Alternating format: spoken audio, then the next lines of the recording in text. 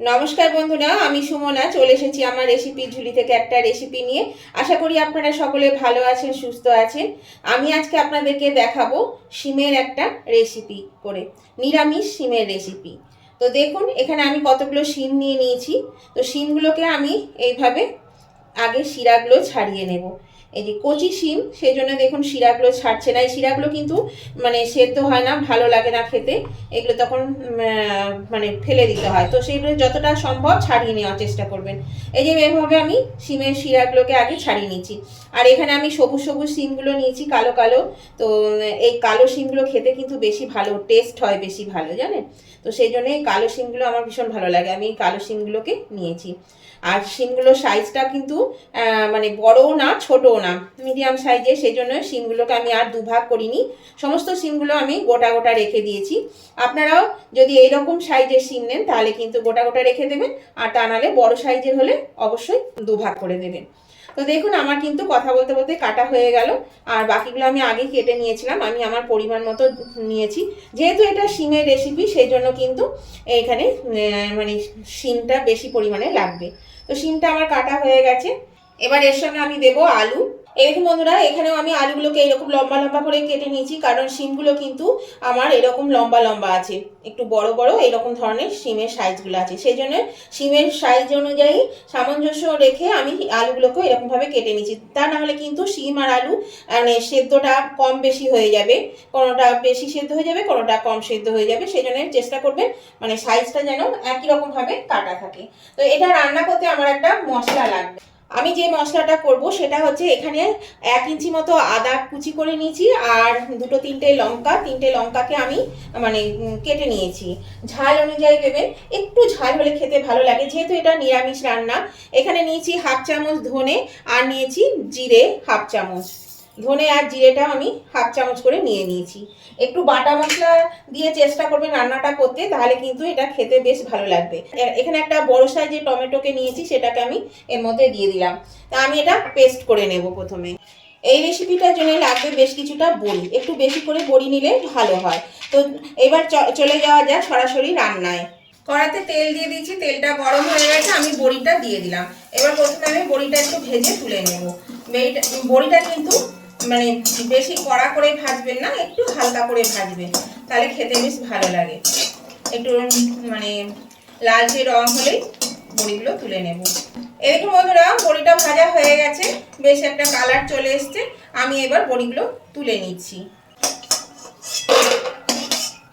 কড়ার মধ্যে আর একটু তেল দিলাম বন্ধুরা। তেল দিয়ে আমি প্রথমে আলুগুলো ভেজে নেব।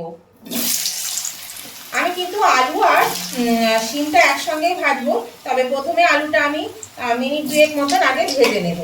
আর আলুর মধ্যে একটু নুন দিয়ে দেব। এখানে আমি পরিমাণ মতো একটু নুন নিয়েছি, একটু নুন দিয়ে দিলাম, তাহলে আলুর মধ্যে নুনটা ঢুকে যাবে, খেতেও ভালো লাগবে। তবে হলুদটা এখন আমি দিচ্ছি না। 2 মিনিট মতো নাড়াচাড়া করার পরে আলুটা আমি এখানে এই শিমটা যেটা আমি ছাড়িয়ে রেখেছি, ফিক্স করে রেখেছি, সেই শিমটা আমি দিয়ে দিলাম। এবার এই শিমটা দিয়ে আমি আলুর সঙ্গে একটু ভালো করে ভেজে নেব। তবে শিমটা খুব বেশি ভাজবেন না, তাহলে কিন্তু শিমটা মানে খারাপ হয়ে যায়। বেশ একটু হালকা করে ভাজতে হবে। আর কিন্তু আমি এর মধ্যে নুন কিছু দেবো না, নুন হলে দেবো না। শিম আর আলুটা একটু ভালো করে ভেজে নেব। এই তরকারিটা বন্ধুরা গরম গরম ভাতের সঙ্গে দারুণ খেতে লাগে।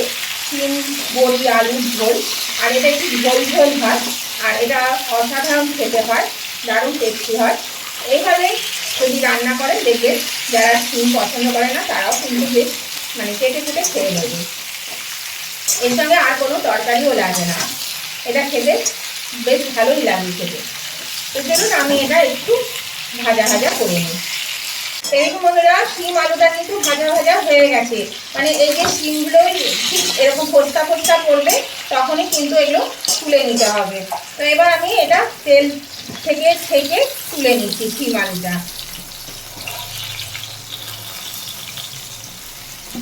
শিম আলু ভাজার তেলের মধ্যে দিয়ে দিচ্ছি 1/2 চামচ কালো জিরে আর 3 টুকরো শুকনো লঙ্কা ফোড়নে। এখানে কালো জিরেটা দিলে পরে কিন্তু খেতে বেশ স্বাদ হয় শিমের সঙ্গে। এখানে আপনারা গোটা জিরেও দিতে পারেন, তাতেও অসুবিধা নেই, তবে কালো জিরের গন্ধটা কিন্তু বেশ ভালো লাগে। এবার বন্ধুরা, এখানে আমি যে আদা লঙ্কা ধনে জিরে টমেটো পেস্ট সেই পেস্টটা আমি এর মধ্যে দিয়ে দিলাম। এই বন্ধুরা এর মধ্যে একটু তেল ছাড়তে শুরু করেছে, এর মধ্যে আমি হাফ চামচ কাশ্মীরি লঙ্কা গুঁড়ো দিয়ে দিলাম। কাশ্মীরি লঙ্কা গুঁড়োটা দিলাম এই কারণেই যে এটা মানে কালারটা ভালো আসবে, সেই জন্য একটু কাশ্মীরি লঙ্কা গুঁড়ো দিলাম।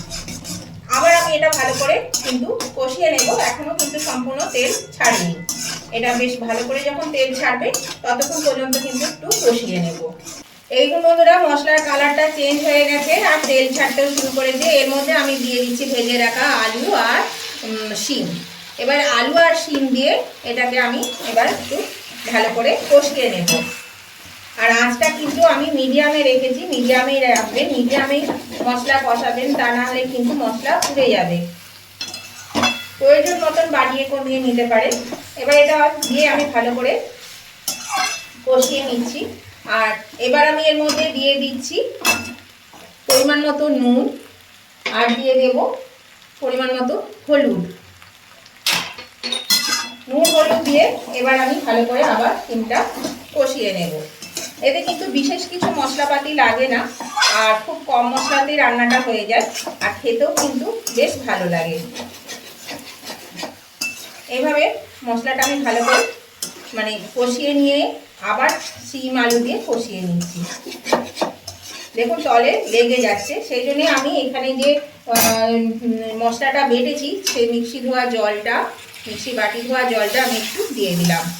এটা দিয়ে আমি অল্প অল্প করে কষিয়ে নেব। আর আলু দেখুন সেদ্ধ হয়ে গেছে, এই যে ভেঙে গেছে দেখুন, এই দেখুন আলু কিন্তু ভাজতে ভাজতেই সিদ্ধ হয়ে গেছে। এবার আমি এটা ভালো করে একটু কষিয়ে নিই।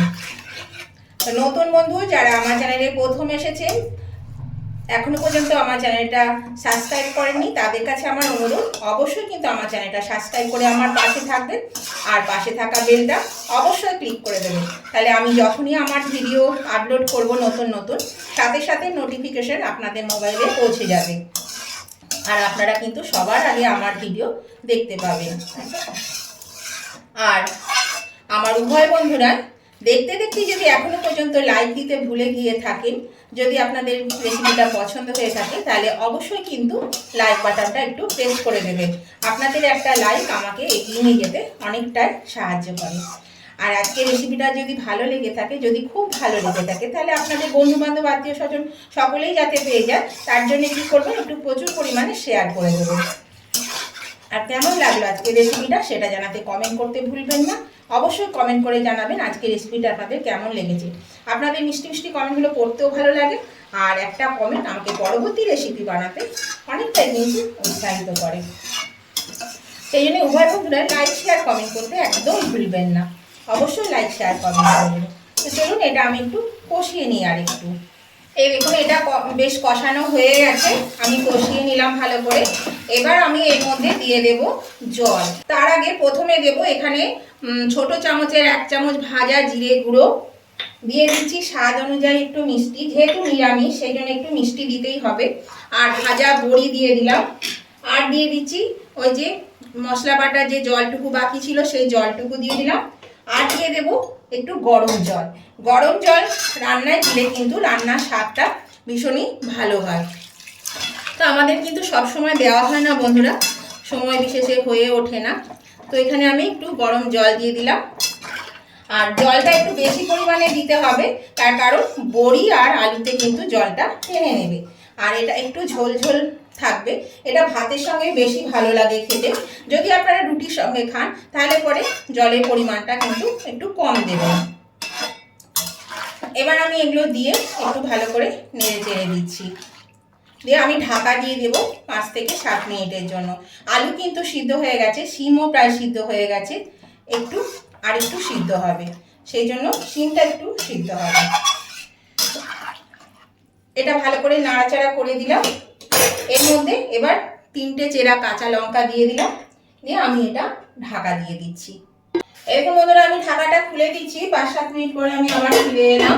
তো দেখুন সমস্ত কিছু কিন্তু সিদ্ধ হয়ে গেছে, শিম সিদ্ধ হয়ে গেছে, এই যে আলু তো সিদ্ধ হয়েছে, বড়িও সিদ্ধ হয়ে গেছে। এবার আমি এর মধ্যে দিয়ে দিচ্ছি হাফ চামচ মতো গরম মশলা গুঁড়ো। একটু গরম মশলা দিলে খেতে ভালো লাগে, নিরামিষ তো সেই জন্য একটু গরম মশলা দিলে খেতে ভালো লাগবে। আর দিয়ে দিচ্ছি একটু ধনেপাতা কুচি। এই শীতের সবজিতে একটু ধনেপাতা দিলে অবশ্যই তার টেস্টটা একদমই অন্যরকম হয়ে যায়। আর বন্ধুরা, আমার এই সিমের রেসিপি আমার চ্যানেলে মানে প্রচুর দেওয়া আছে, নানান ধরনের আপনারা পেয়ে যাবেন। যদি চান তাহলে দেখে নেবেন। সিমের চপ, সিমের পোস্ত, সিম পোস্ত, সিম সর্ষে, নানান রকমের দেওয়া আছে, ভালো ভালো রেসিপি দেওয়া আছে, আপনারা কিন্তু পারলে দেখে নেবেন। তো দেখুন এটা কিন্তু ফুটে গেছে, আমি বাড়িয়ে দিলাম একটু, এতক্ষণ কমানো ছিল। আমি এবার এটা নামিয়ে নিচ্ছি। বক করে ফুটছে তরকারি, আমি গ্যাস অফ করে দিলাম। এবার আমি এটা নামিয়ে নিচ্ছি তরকারিটা।